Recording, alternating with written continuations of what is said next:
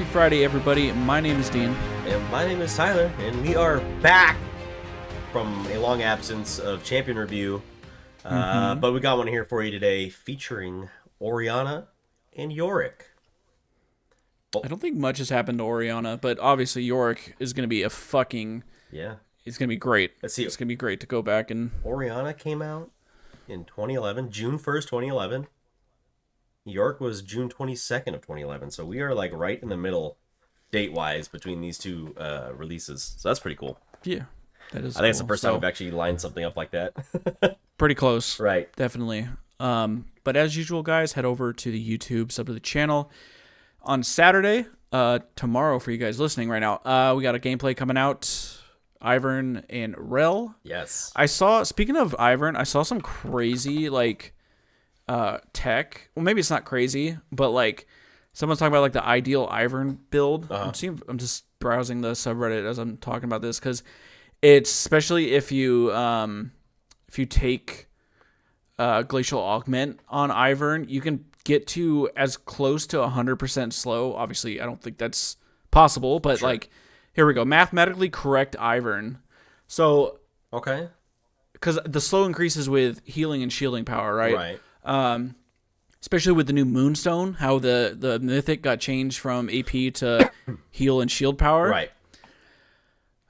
So, Glacial Keystone, Revitalize Ruin, Adaptive Shards, Moonstone, Redemption, Mikhail's, Chemtech, and then Staff or Ardent Sensor, it can get a 99% glacial slow. Jesus. So, I'm going to have to be trying that. I feel like Moonstone is pretty fat now after those the buffs. Yeah. No one's fucking building it. So I'm trying to see, did his win rate shoot up? Looks like people are starting to play more Moonstone as of a day ago, but he's still sitting at a healthy 54% win rate. Okay. Yeah, Ivern's broken his shit to keep playing him. Kog'Maw's still broken his shit. We need to ban that dude. Ban that champion until he gets nerfed. Even though he slightly got nerfed, it didn't do shit. Wasn't enough, as per usual. And then one more thing I wanted to mention, because I saw this on the top of the subreddit. I'm always having this issue now when we were talking about it. With the jungle camp changes where the buff sharing is a thing, no one is getting the fucking buffs. Yeah. And there's a top post with 2,500 upvotes from a diamond player. Laners suddenly don't care about buffs anymore. So I don't know if it has to do with taking the XP that comes with them, which wasn't that much anyways if you weren't a jungler. But glad it's just not me, because there's so many times where I'll take red buff and my AD will be walking down mid, and they won't take the 4 seconds to walk over and just walk near the wall to get the buff. And then I'm like, get your fucking buff. It's free. It's a free one. What are you doing? Go pick it up, dude. What are you doing? Yeah, I don't know. That's weird. I don't know. Yeah, dumb people. Fuck them. So, but yeah, guys, get excited for the gameplay on Saturday, and make sure you're subbing to the YouTube. But we got Orianna up first. Why don't you tell me what ChatGPT had to say? ChatGPT, are you guys ready? Can you guess what the first sentence is?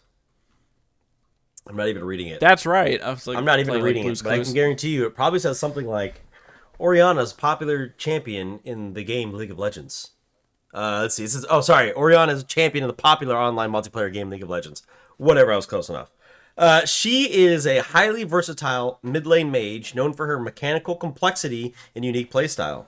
Orianna's core gameplay revolves around controlling the battlefield with her powerful ball known as the ball. Why did they... I don't know, chat. Okay. It's ChatGPT. Orianna's abilities synergize with her ball, and capital B, by the way, allowing her to deal damage, provide utility, and control team fights. Orianna's playstyle revolves around positioning her ball, again, capital B, effectively and manipulating it to control the flow of battle. She excels at zoning enemies, harassing with her Q, and providing utility with her W and E. Her ultimate, the Shockwave... Is it called the shock? Isn't it just called Command Shockwave? Or is it just Shockwave? Command, yeah. It's just Command Shockwave. Can be a game-deciding ability when used properly. 100% agree with that. Yeah. To play Orianna effectively, you need good mechanical skills and positioning awareness. It's important to position the ball strategically to maximize damage and utility while keeping Orianna safe. Coordinating with teammates to set up powerful shockwave combos can turn the tide of teamfights in your favor. Overall, Orianna is a versatile mid-lane mage with excellent control and utility. With the right skill and positioning, she can be a force to be reckoned with and a valuable asset to any team composition. And I feel like also just another champion that's always relevant. Right. She's always there. Even if she has low AP, that shockwave is like a Malphite ulti. It's just it's game changing for sure. Devastating. For sure. So I'm not sure. Haven't peeked. Not sure if she's had any changes. What do you know? She hasn't. No, she's pretty good where she is, I think. I don't think they're really, I mean, if anything, they just, I think, tip her up and down in terms of mana and damage and whatnot. But beyond that, I think she's pretty solid where she is. No, but let's go over it. So we'll start with her passive, Clockwork Wind Up. The weirdest passive. Innate the Ball. Okay, so it is called the Ball. Yeah. Okay. It's just funny. Orianna is accompanied by the Ball. I feel like they could come up with like a different name. Yeah, I don't know. Like name her ball like Jenkins or something. Jenkins. I don't know. All right, so okay, so I'm just gonna Orianna's accompanied by Jenkins. I'm gonna say Jenkins every time the ball comes. All right, old man Jenkins. Okay. Orianna is accompanied by Jenkins, which she commands with her abilities.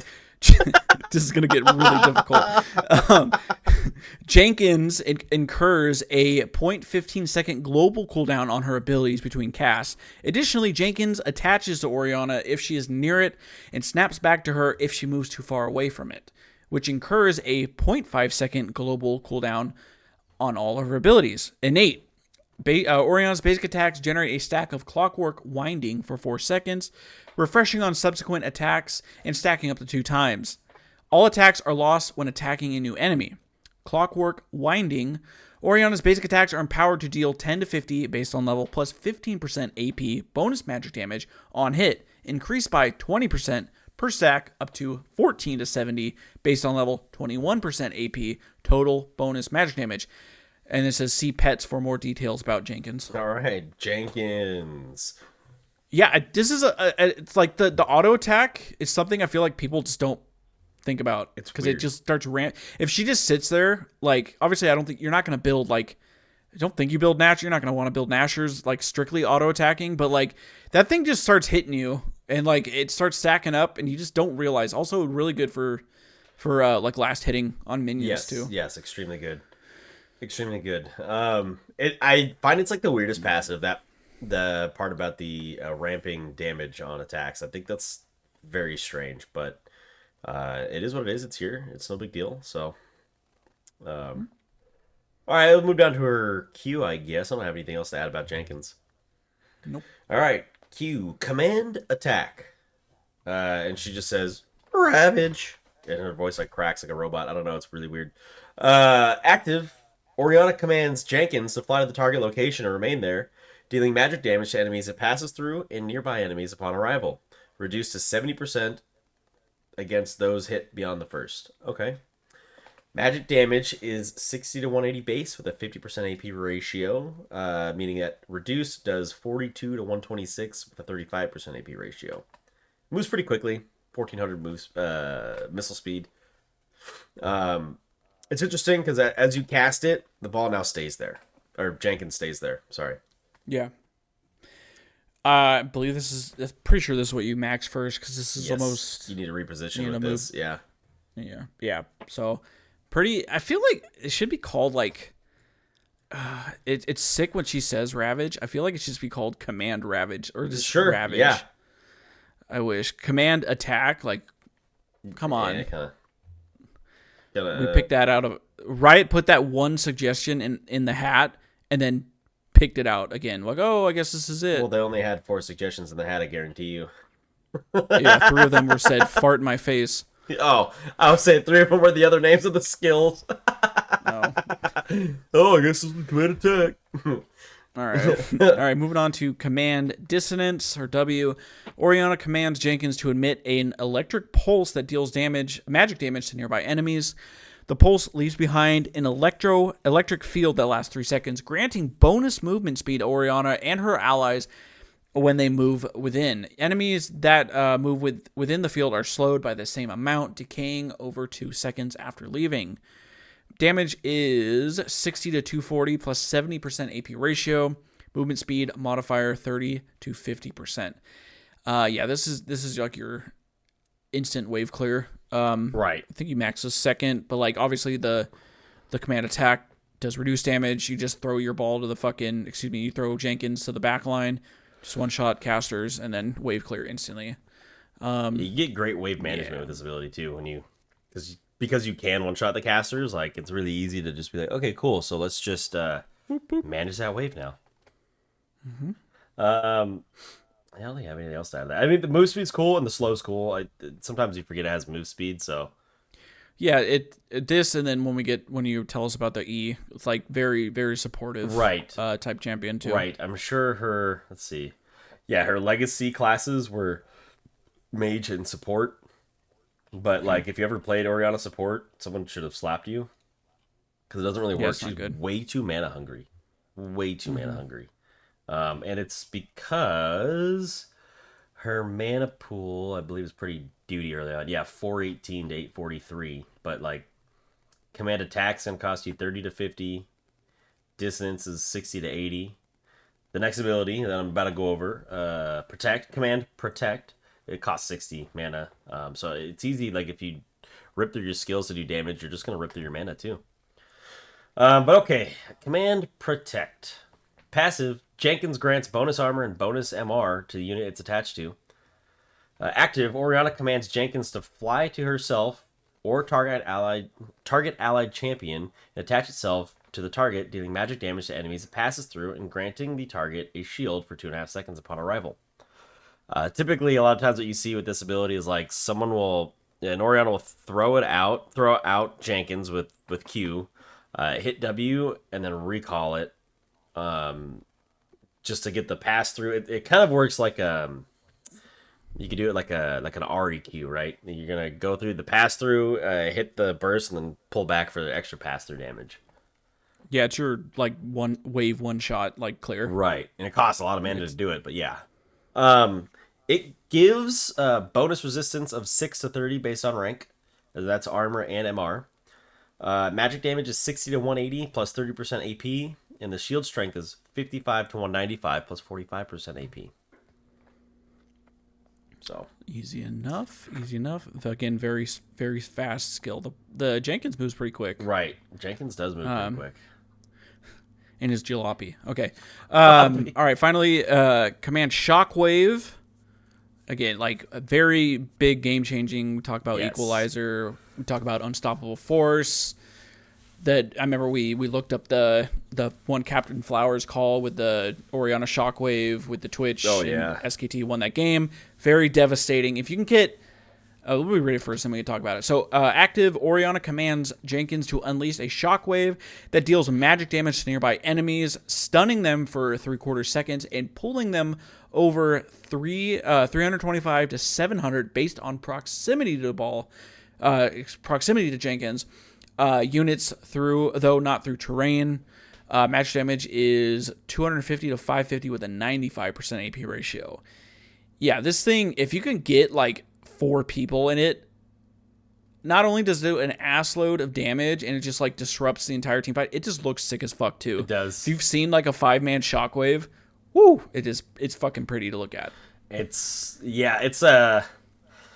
fun when you see like a front to back team fight and all of a sudden Orianna catches Jenkins right in between everybody, and it really just like it displaces people on the opposite side pretty much at the same distance they were from where Jenkins was when they hit it. Like, so if you have like a classic front to back with like a two frontliners, a midline and a back line, like you're just swapping their positions. It's like a better version of what Urgot's original ulti was. Oh, hyperkinetic position reverser. Thank you.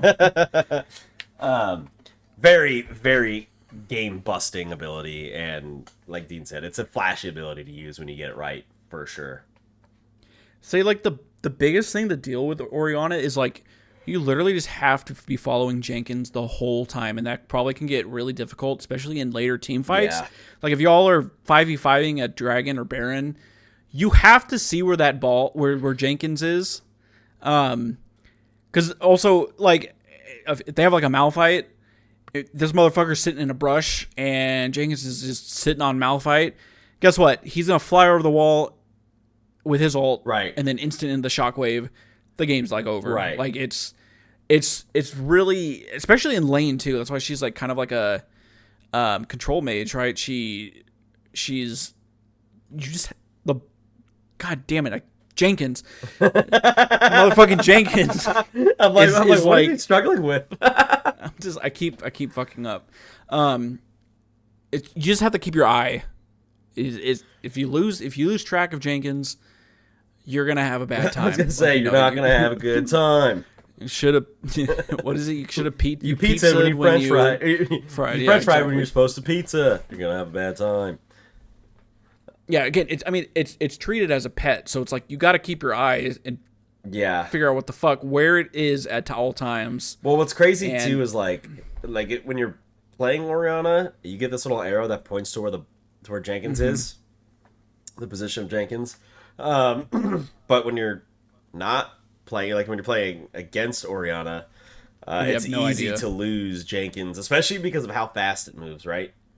The missile speed's so quick. If she Qs and then E's onto somebody, like the classic is like a Kha'Zix or a Rengar who's got some sort of invisibility and can leap into the middle of a team and then shockwave.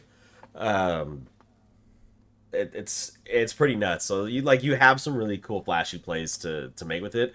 As long as if you're playing Orianna, you can keep track of where Jenkins is. All right. I don't think we need to go over pet interactions. Nope. But you are going to need to tell me what her best skin is, and I don't know if I even know the answer to this question. Oh, man. I really like... hold on, let me scroll down. I accidentally refresh. Let me get this back. I do kind of like Sown Chaos, but like I feel like after that came out, and then they came out with Gwen, I'm like, this skin feels like they probably started thinking about Gwen when they made this. How come Gothic Orianna didn't get updated when I don't know, like the Fright Night skins came out? That's a great question. I feel like there's a lot of potential for this. Right. Could be really good. Oh my god, I forgot Star Guardian Orianna is coming. Oh, what? Looks like the best from one. Wild Rift. Yeah, I forgot it's about pretty that. good. It is pretty good. I like that. Orianna. I was gonna say Orianna is pretty probably good. my favorite. I feel like it's a cheat though, because all the B skins are like next level. They are. Darkstar's pretty cool too. Yeah. I'd say Victorious was actually really good too. No, yeah, for sure on that one. I mean, TPA is like. I like the TPA pretty skins. next level. Yeah. It looks good. I like all the TPA skins actually. I'd say either Orianna or no, Pool Party's good too. Pool Party's kind of a cheat code too. Yeah. I'm gonna say Darkstar, right. just because I like that, and it's I think Orianna's just too next level. With you on Darkstar, especially if you were able to get the antimatter chroma where she's like red as opposed to like the blue purple. Oh, I like that. A lot of those Darkstar champions have that, and it's really cool. Really good chroma. So that is Orianna. And Jenkins. I was trying to just read. I just was reading the trivia. It says Orianna is a widespread romance name, emerged from two Latin roots with feminine suffix.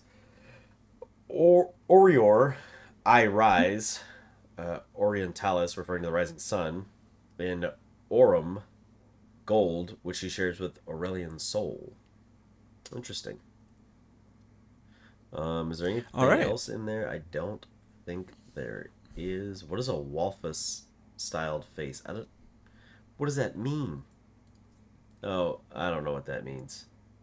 Earth orb, moon orb, whatever. Bloody mallet, pink blob. I don't know, Jenkins. Yeah, Jenkins.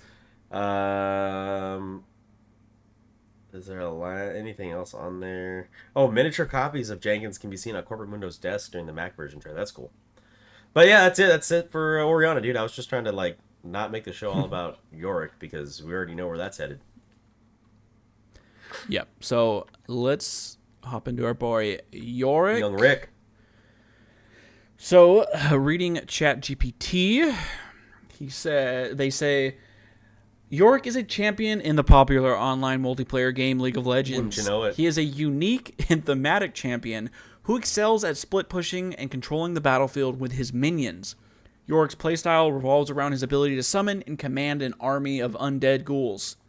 Yorick's playstyle, okay, we just read that. Why did it repeat it? Yorick's playstyle revolves around using his goals in the Maiden of the Mist to push lanes and pressure objectives. He is often played in the top lane where he can farm safely and split push effectively.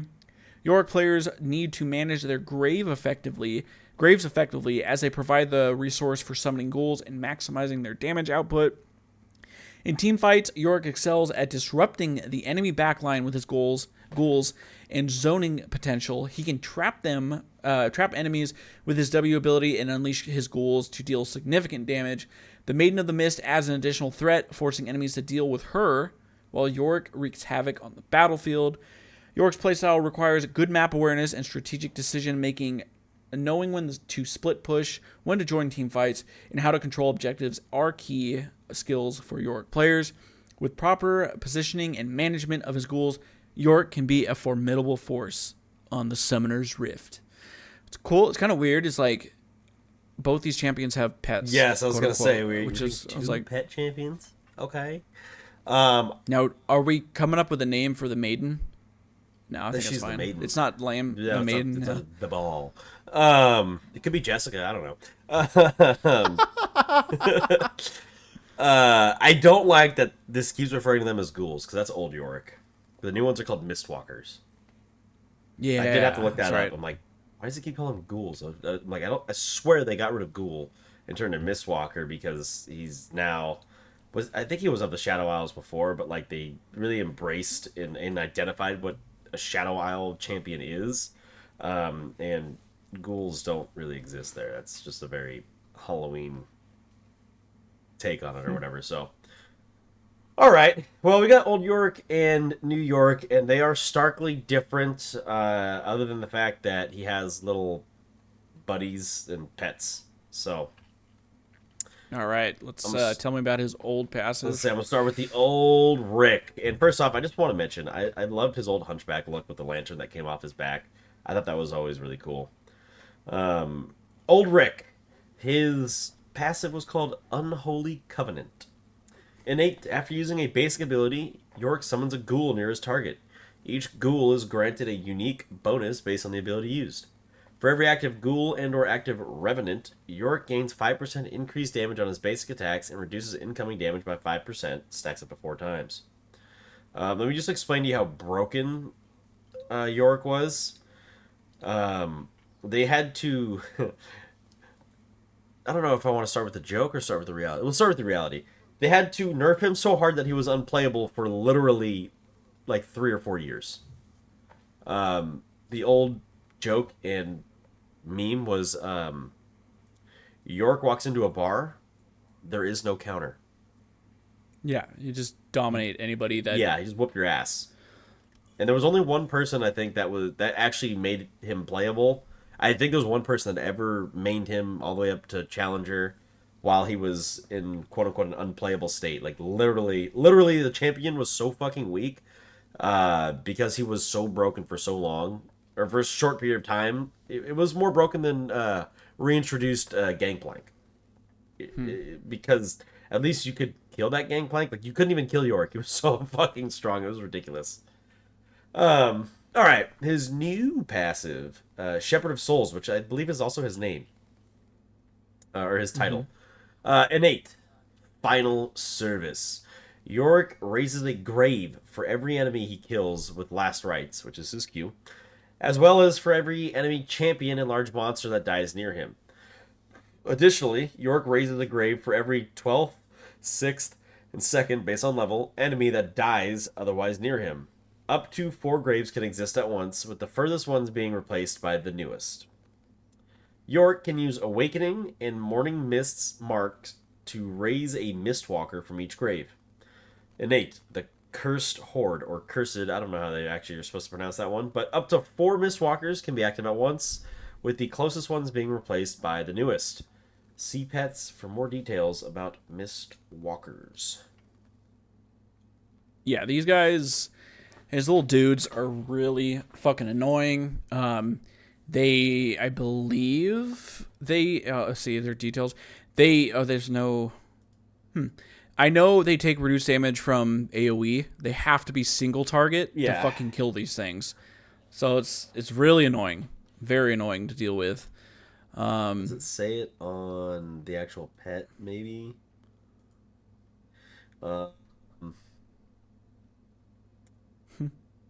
His Mistwalkers look silly.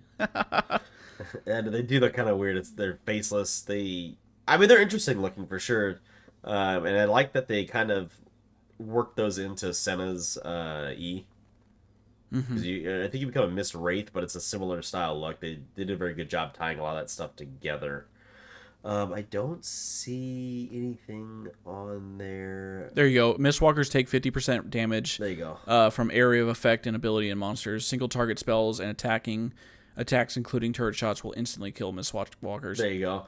And the other thing that's interesting to note too is like, if you send Mistwalkers in at a tower, they do not get prioritized compared to like Malzahar's spiders or I think even Elisa's spiders get prioritized. Most pets, if they go under a tower, even I think Heimerdinger's turrets similarly get prioritized. So cool. All right, let's move on to his old queue. Omen of War. Active, Yorick's next basic attack within 10 seconds gains bonus range and is enhanced to deal bonus physical damage. Unholy Covenant. Omen of War summons a spectral ghoul with bonus attack damage and bonus movement speed. While the ghoul is active, Yorick becomes ghosted and gains the same bonus movement speed. Omen of War resets Yorick's basic attack timer. So the bonus physical damage was 30 to 150 plus 20% AD. Ghoul bonus AD was 8 to 40. And then the bonus movement speed was 15 to 35. So, was this the one that you maxed first? Still maxes Q. I can't remember all of them, and I don't remember. I think this is the one that you maxed for damage. I think it was the. I think it was a W that you maxed. That you maxed last. I think it was the E max second because the W gives you a slow, I believe. So I don't remember 100% though, but I'm pretty sure this is the one you maxed first. Okay. All right. It only cost you 40 mana to use. It wasn't so bad. So it's true. Okay. Moving on to his current queue, Last Rites. Yorick empowers his next basic attack within 5 seconds to have an uncancelable windup, gain 50 bonus range, deal bonus physical damage, and heal him for 10 to 68 based on level. The heal is doubled to 20 to 136 based on level if he is below 50% max HP. While there are at least 3 graves nearby and Last Rite is active or on cooldown, Yorick can cast Awakening. Last Rite resets Yorick's basic attack damage or attack timer. And then bonus physical damage was 30 to 130 plus 40% AD.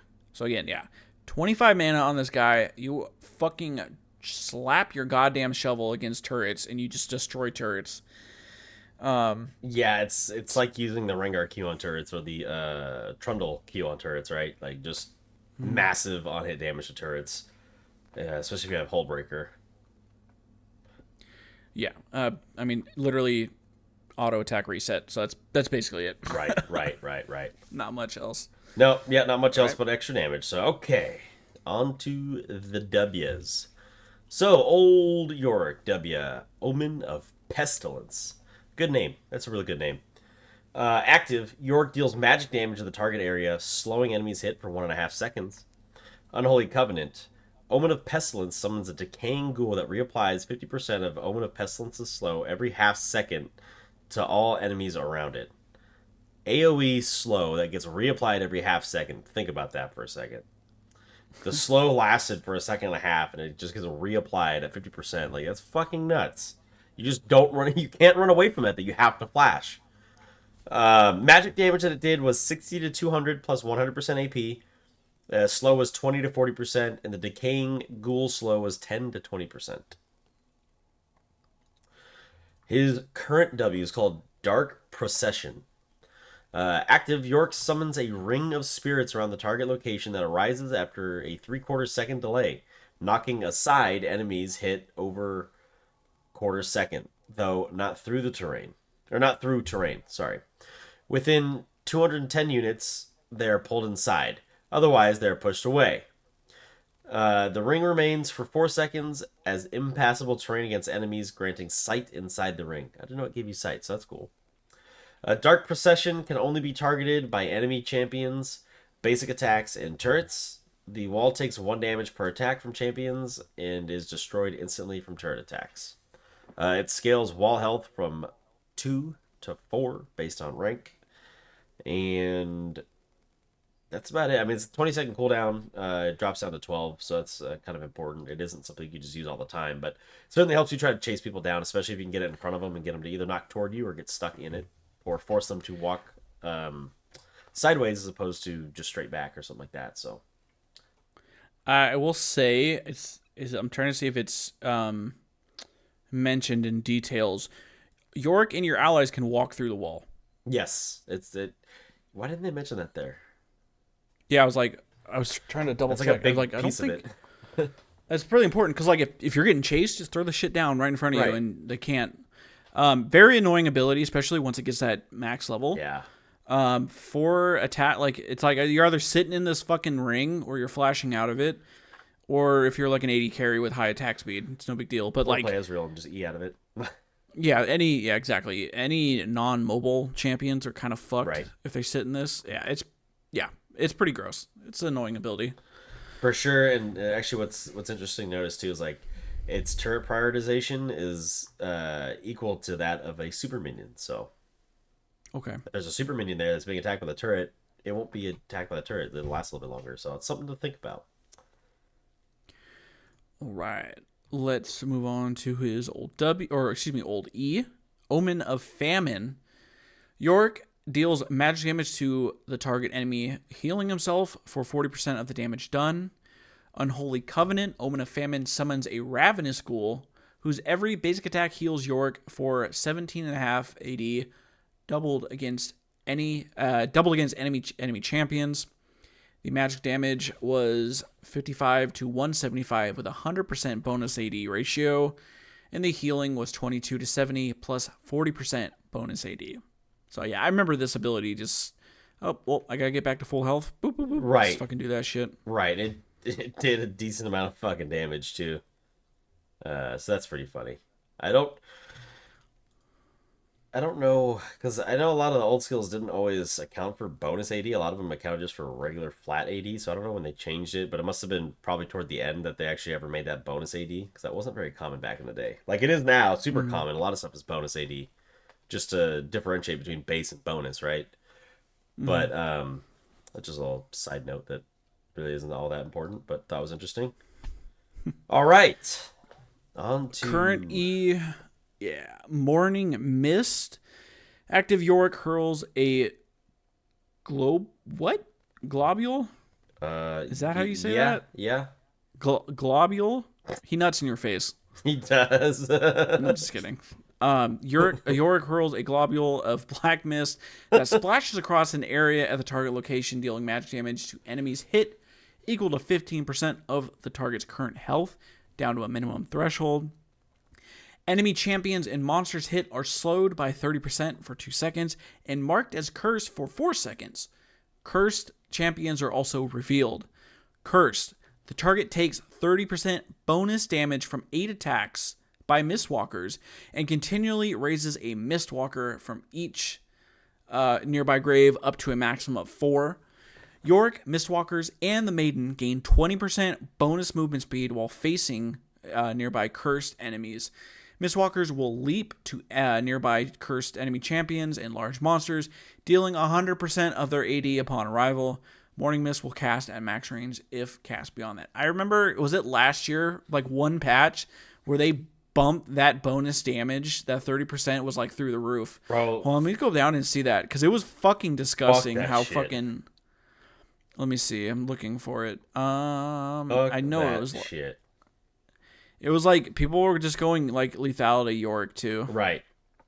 Okay, Mistwalker. Let's see. A new effect. Marked enemies now take. Was it 40? It was something crazy. Mistwalkers now deal. Yeah, they used. Okay, there it is. They used to deal 200% damage when they leapt. Now it's only 100. Yeah. So like, you motherfuckers would be getting nuked. It was fucking. It was fucking way funny. too much damage. And that was around the time that Hullbreaker was pretty popular too. It's like, yeah, just, I dare you just to go kill Yorick. Go for it, dude. He's gonna whoop your ass. It's a pretty stacked ability. It is, like, for sure. Does decent damage, movement speed up the ass, slow. Just like, yeah, it's pretty fat ability. Right. See, I'm always confused about maxing. I mean, the only thing that goes up is the damage, which is 70 to 210 with a 70% AP ratio. So I guess, I mean, there's sometimes I like I'm maxing the second just for the cooldown. Yeah, It's like 12 to 8 is pretty good. Yeah, but it's like also maxing the W to get the more health is That's good true. too. It's like a lockup. Yeah. Yeah. I mean, I guess it depends. Yeah. But I think it's a great ability. Yeah. No, for sure. I think it is. I agree with you. Excuse me. All right. On to the alties. So we'll start with the alti of old. Omen of Death, which is a great fucking name. Cost 100 mana, cooldown 120 to 90, range of 900. Active. Yorick conjures a controllable revenant of the target allied champion or himself, lasting up to 10 seconds. If Omen of Death's target dies while the revenant is active, it sacrifices itself to reanimate them for 10 seconds at its location, healing them to full health. So basically, similar to Scion passive, I guess, or more similar to the original Chemdrake Soul.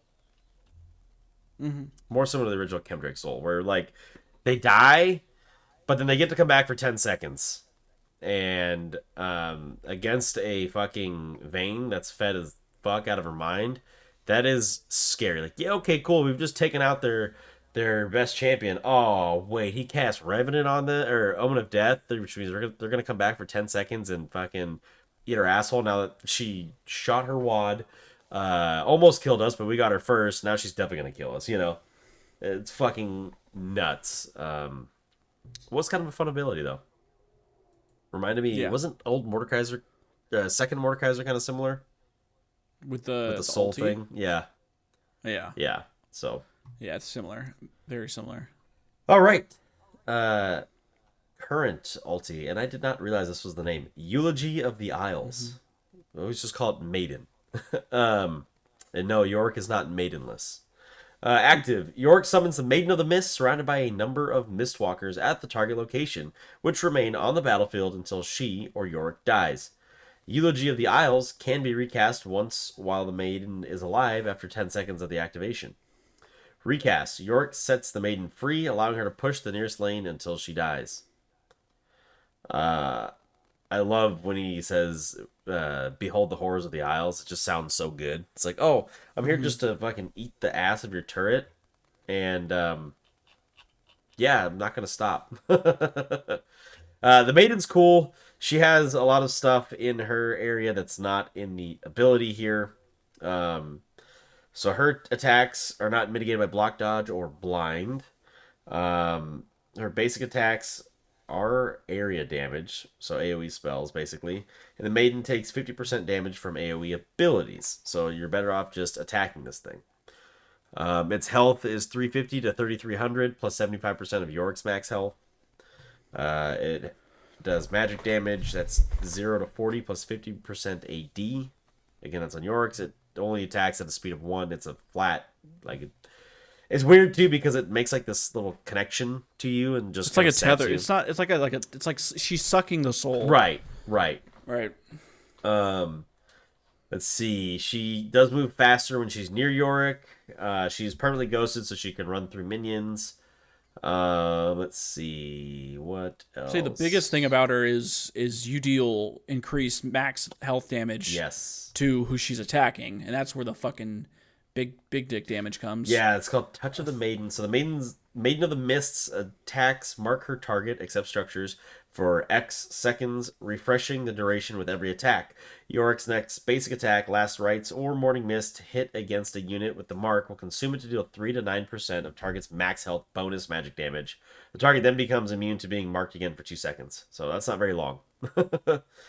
While there are fewer than 4 Mistwalkers under her command, she raises another one each time a nearby enemy dies. Oh yeah, forgot about that. She instantly summons them. Yep. OP.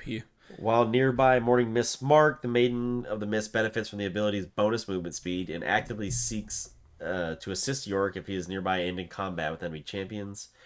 While the Maiden of the Mist is within a 2,000 unit radius of Yorick, she gains 60 movement speed and benefits from Yorick's flat movement speed bonuses. Unholy Covenant, unlike other pets, the Maiden of the Mist is not prioritized by turrets over any type of minion. So yes, you can send her with a fat wave and just annihilate the turret. But that's like his whole identity, so I get it.